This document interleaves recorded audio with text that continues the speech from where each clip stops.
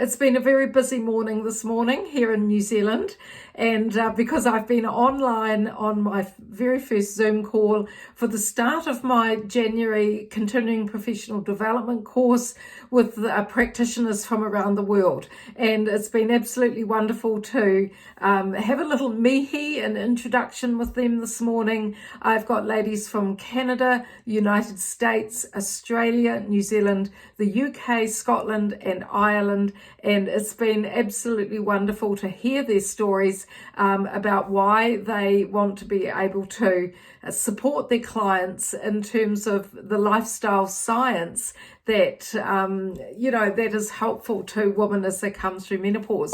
And it's quite fascinating to hear what they're saying in terms of their own practice and their various scope of practice, from physiotherapy to therapists, counsellors, nutritionists, personal trainers. They're all from different walks of life, but they all have the same intention, and that is to better understand how, as a practitioner, we can actually move women through their menopause transition and maintain their health as they go into their aging. So as part of the continuing professional development course, I take these practitioners on a journey over the 12 weeks around the various symptoms of menopause, and then the evidence, the scientific evidence that is currently available to be able to, that matches their symptom management. So I dive deep into some of the physiology. I dive deep into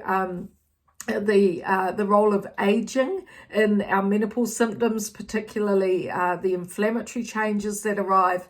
And then we also talk about lifestyle behavior change, and we talk about lots of other things that are to do with women as they come through this particular stage of life. As I say to the practitioners, it's such a complex stage of life in so many ways, and by that I just don't mean in terms of the hormones changing as we come through perimenopause, menopause and post-menopause.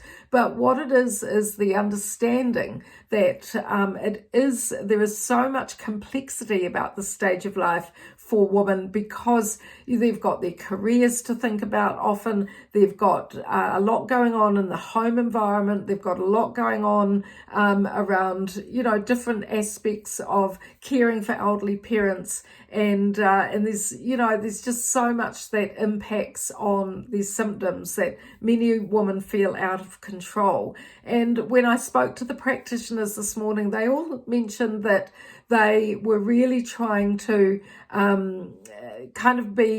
an understanding of many of the symptoms of menopause, certainly taking a holistic approach, which means an all-over body approach to menopause. They all acknowledge that many of our menopause symptoms are looked at in isolation, but that's not how the body works.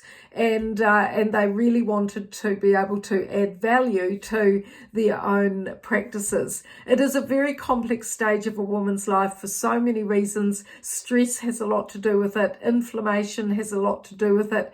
And but there's so much that we can do as practitioners to help women as they come through, and it's been absolutely wonderful and a privilege to be able to share my knowledge and contextualize menopause in the women's health and aging research, and be able to then match that up against a lot of the lifestyle science research. I take a multidisciplinary approach to our menopause symptoms, so looking at various research that is available, from sleep science research to liver health to gut health to exercise and musculoskeletal health. All sorts of things are going on as a woman comes through her menopause transition. I'm Dr. Wendy from MyMenopause Transformation. I run continuing professional development courses for practitioners, and these are filling up, and there's you can go to the website MyMenopause Transformation and look at those courses. the course outline is there, and it's such a privilege to be able to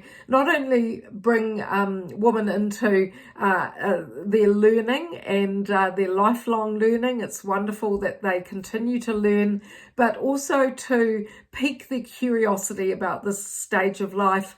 It's a stage of life which is so different from our mother's experience of menopause, and it's such a privilege to be able to share that knowledge and open up that curiosity for these health practitioners so that they are doing their best to help women in the best way that they can in terms of their various scope of practice. So if you are a health professional, then jump on the website, have a look at the courses, and hopefully one day I can meet you as well.